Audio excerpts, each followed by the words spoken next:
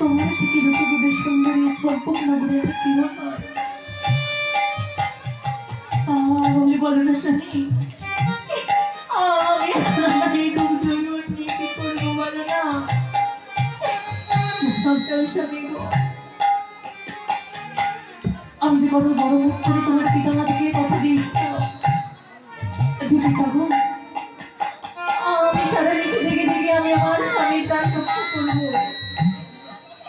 আমি এখন তাদের কিছু ভাবতে বলো না, বলো না স্বামী।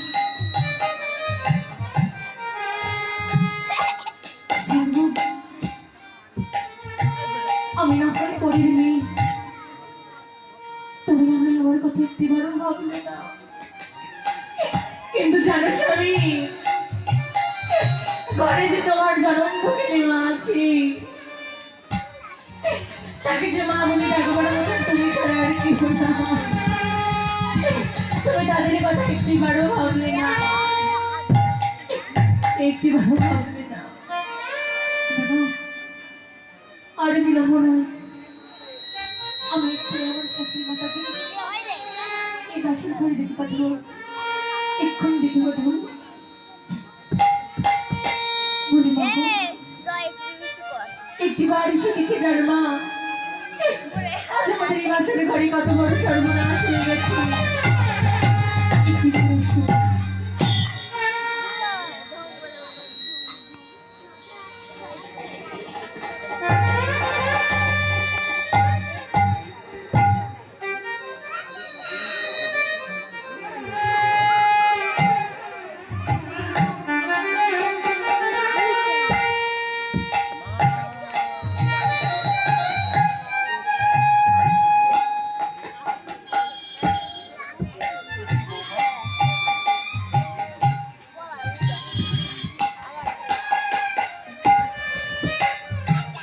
কি বৌমা, এই বাসর ঘরে এমন কি হয়েছে?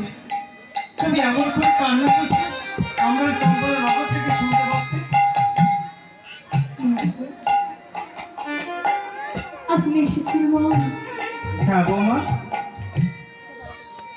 কতক্ষণ তোমাদের দেখিনি, আমি না আসে কি থাকতে পারি? আর এমন করে কান্না করছো, আমরা এই চম্পলের নগর থেকে শুনতে পাচ্ছি। আজ আপনি বলতে পারি মা, আজ আমি এই বাসরে ঘরে কান্না ছাড়া আর কি করবো? বৌমা, কি বলছো বৌমা? যে নারীর বাসরে ঘরে চুরি হয়ে যায় মা,